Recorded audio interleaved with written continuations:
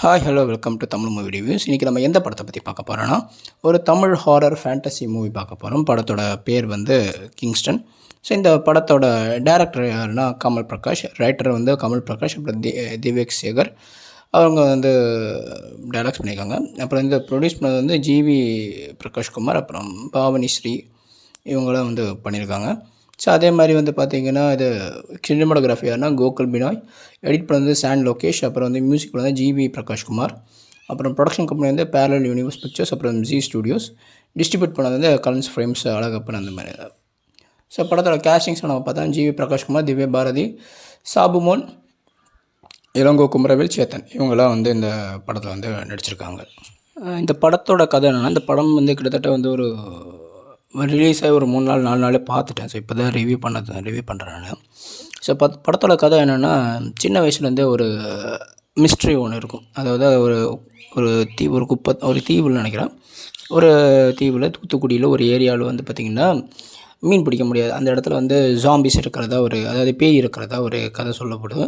அந்த பேய் யாருன்னா ஒருத்தர் வந்து பேராசை பிடிச்ச ஒரு எப்படி சொல்ல, ஒரு ஜமீன்தார் மாதிரி ஒரு ஆள் வந்து, ஒரு பணம் படைச்ச ஒரு ஆள் வந்து பேராசை படைச்ச மக்களை வந்து கடலுக்கு அனுப்பி கொள்ளுவார். ஸோ அது என்ன பேராசைன்னா, கடலுக்குள்ளே ஒரு பெரிய கப்பல் இருக்கும். அதாவது பாழடைஞ்ச பழைய கப்பல், ஒரு நொறுங்கின கப்பல் இருக்கும். அந்த கப்பலுக்கு கீழே வந்து பார்த்திங்கன்னா நிறைய ஏகப்பட்ட தங்கங்கள் வந்து செதறி கிடக்கும் அங்கங்கே. அதே மாதிரி வந்து அந்த கப்பலுக்கு அடியிலும் வந்து கிடக்கும் அப்படின்ற மாதிரி இருக்கும். அதை எடுக்கிறதுக்காக போவாங்க. ஸோ அதுக்கப்புறம் அது என்ன நடந்துச்சு அப்படின்றது தான் மீதி கதை. அதுவும் இல்லாமல் அந்த கெட்ட நபராக இருக்கிறவரோட பேர பையன்தான் ஹீரோ ஜிவி பிரகாஷ். அவர் வந்து இந்த மூட நம்பிக்கையும் இந்த விஷயத்தை வந்து முறியடிச்சாரா இல்லையா, திருப்பி ஊர் மக்கள்லாம் சேர்ந்து மீன் பிடிக்க போனாங்களா இல்லையா அப்படின்றது தான் மீதி கதை. கரெக்டாக சொல்லியிருக்கேன்னு நினைக்கிறேன். ஏன்னா எனக்கே ஒன்றும் புரியல இந்த படம் வந்து எதை நோக்கி போகுதுன்னு. ஸோ இந்த படம் வந்து முதல்ல ரிலீஸ் ஆகிற மாதிரி அந்த மாதிரி வந்தப்போ ஃபஸ்ட்டு ரிவ்யூலாம் கேட்டேன். ஸோ ரிவ்யூலாம் கேட்டப்போ நான் வந்து நினச்சேன் ஒரு ஜாம்பியாக இருக்கும் அப்படின்னு தான் நான் நினச்சேன். ஸோ படம் வந்து ஒரு போக்கில் போயிட்டு இருந்தது முதல்ல. அது பார்த்திங்கன்னா அதுக்கப்புறம் ஜிவி பிரகாஷை காட்டுவாங்க. ஜிவி பிரகாஷ் எப்படிப்பட்ட ஆளும் காட்டுவாங்க. ஜிவி பிரகாஷுக்கு ஒரு ஹெட் இருப்பார். அந்த ஹெட்டுக்கு ரைட் ஹேண்டு தான் ஜிவி பிரகாஷ். இந்த சாபு மோன்றவர் தான் பெரிய ரவுடியாக இருப்பார். அவருக்கு ரைட் ஹேண்டு தான் ஜிவி பிரகாஷ் மாதிரி வரும். ஜிவி பிரகாஷ் அதுக்கப்புறம் என்ன பண்ணார், ஏது பண்ணார், அப்படியே கரெக்டாக அது பாட்டுன்னு ஒரு நேக்கில் போய்க்கிட்டு இருந்தது. இந்த ஜாம்பியை காட்டுறேன்னு சொல்லி கடலில் வச்சு காமிச்சானுங்க. அதோட படம் படுத்துக்கிச்சு. அதுக்கப்புறம் இவங்க ஒரு பேய் கதை அப்படின்ற மாதிரி போக ஆரம்பிச்சிருச்சு. அதுவும் ஜஸ்டிஃபை பண்ணுற மாதிரியே இல்லை. ஸோ நிறைய பேர் சினிமா தியேட்டரில் நல்ல படங்கள்லாம் பார்த்து ரொம்ப வருஷங்கள் ஆனதுனால நான் வந்து எனக்கு நல்லா ஞாபகம் இருக்குது. இந்த படம் என்னது வாரிசு படத்தில் வர ஜோக்ஸ்லாம் பார்த்து கூட நம்ம ஆளுங்க தியேட்டரில் சிரிச்சிட்டு இருந்தாங்க. ஸோ அப்படி ஒரு நிலைமை தான் இப்போ தமிழ் சினிமாவில் வந்து இருக்குது. உண்மையாகவே ஒரு காலத்தில் எந்தெந்த விஷயத்தில் தமிழர்கள் நாம் வந்து பீக்கில் இருந்தோமோ, அது சினிமாவிலேருந்து அரசியல்லேருந்து எல்லாத்துலேயுமே இப்போ டவுன் டு எர்த்துக்கு வந்து நம்ம வந்துக்கிட்டு இருக்கோம். ஸோ அப்படின்றதுனால வாரிசு படத்தில் இருந்த காமெடியை பார்த்து சிரிச்சிட்டு இருந்த நம்ம கூட்டம் இந்த படத்தை பார்த்து நல்லா இருக்குன்னு ஒரு சில பேர் சொல்ல ஆரம்பிச்சிட்டாங்க. ஸோ அப்போ அது எந்த மாதிரியான மைண்ட் செட்டுக்கு போயிட்டாங்கன்னா, என்ன வர்றதெல்லாம் நீ இப்படி தான் வரப்போகுது, என்ன பார்க்க இந்த அளவுக்கு நம்ம மைண்டை வந்து செட்டப் பண்ணி வச்சுக்கலாம் அப்படின்ற மாதிரி ஆடியன்ஸ் வந்து ஒரு மைண்டை வந்து செட் பண்ணி வச்சுட்டாங்க. அதை செட் பண்ணி வச்ச மைண்டோடு தான் போய் வந்து படத்தை பார்க்க ஆரம்பித்தாங்க. ஸோ இது வந்து எப்படி சொல்கிறது, அவங்களுக்கு வந்து இப்போ ஆடியன்ஸ் வந்து செட் பண்ண படம் வரதெல்லாம் மொக்கையாக தான் இருக்கும். மொக்கையாக இருக்கிறது ஏது நல்லா இருக்குது அப்படின்ற மாதிரி ஒரு மைண்ட் செட்டு கொண்டாங்க. ஸோ இது வந்து ஒரு ஜாம்பி படமா பேய் படமா என்ன படன்றது எனக்கு யூகிக்க முடியல.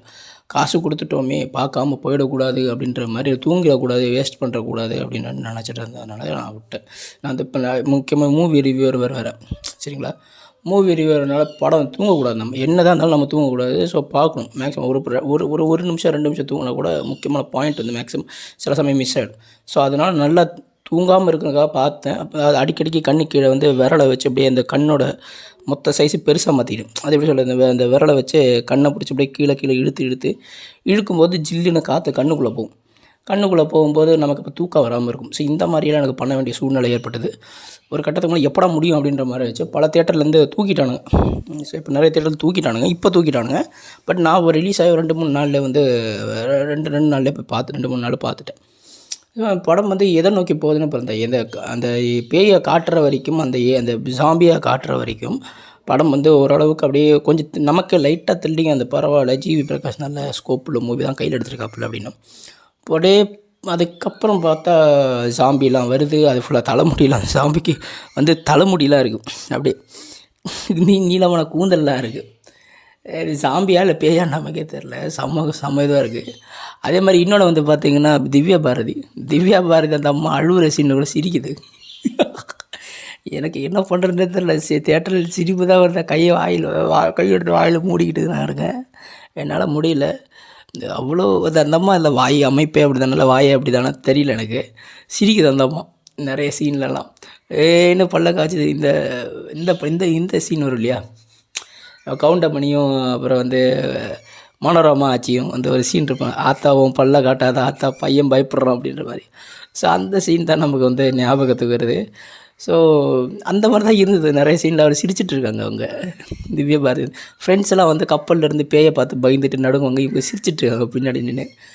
ஓகே சார், படம் அப்படியே போயிட்டுருக்கு. அப்புறம் நானும் சாக்கலும் போனேன் அப்படி இப்படின்னு என்னென்னமோ தூத்துக்குடி பாஷை பேசுவாங்க. ஓகே, அது ரைட், ஓகே. பட் ஆனால் கதை வந்து எதை நோக்கி போகுது என்னன்னே தெரியல.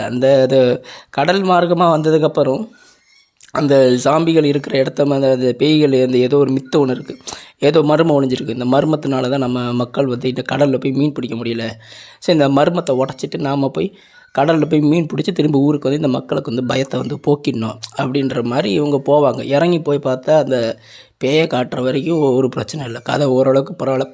ஓகே, ஜிவி பிரகாஷோட 25வது படம் நல்லா இருக்கும் அப்படின்ட்டு போனோம். அதுக்கப்புறம் படம் மொத்தமாகவே படுத்துக்கிச்சு. நல்லாவே இல்லை படம், சுத்தமாக செட் ஆகலை. போயிட்டோமே அப்படின்ற ஒரு கடமைக்காக தான் பார்க்க தோணுது. நல்லா இல்லை. மியூசிக் கூட அவ்வளோவா நல்லா இல்லை. பாட்டு கூட ஒன்றோட மனசில் நிற்கலை. என்னை பொறுத்த வரைக்கும் இதை வந்து ஓடிடியில் பார்க்குறதா ரைட்டுன்னு தோணுது.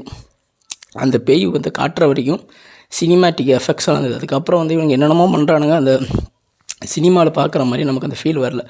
ஓடிடியில் சினிமா தியேட்டரில் இருந்துகிட்டே ஓடிடியில் பார்க்குற ஒரு ஃபீல் தான் நமக்கு வருது.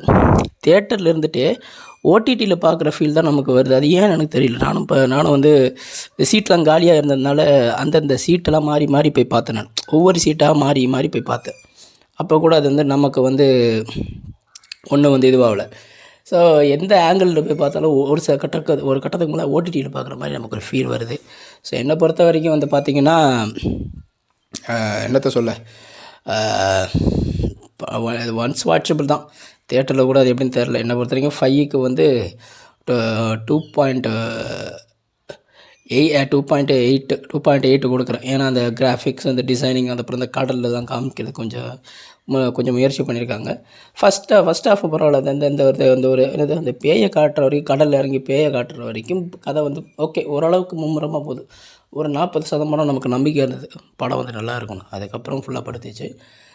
அவ்வளோவா ரொம்ப இன்ட்ரெஸ்டிங்லாம் கிடையாது. ஸோ பார்க்கலாம், ஒன்ஸ் வாட்சபிள், அவ்வளோதான். ஒன்ஸ் வாட்சபிள் கூட இல்லை. ஓடிடியில் கூட அப்படியே டக்குன்னு ஓட்டி பார்த்துட்டு படுத்து தூக்கம் தான் வரும். அவ்வளோவா நமக்கு வந்து அது சாட்டிஸ்ஃபை ஆகலை. ஸோ இனி வந்து ஜிவி பிரகாஷ் வந்து எடுக்கிற படங்கள் வந்து கரெக்டாக செலக்ட் பண்ணி எடுக்கணும்னு நினைக்கிறேன். பரவாயில்ல, இந்த படம் வந்து அந்த பேயை காட்டுற வரைக்கும் ஒரு சூப்பராக இருந்தது, செம்மையாக. அது வரைக்கும் நல்லா இருந்தது. போக தான் இதுவாகிடுச்சு. என்ன பார்த்துருக்கீங்க, 5க்கு வந்து 2.8 கொடுக்குறேன். தேங்க்யூ.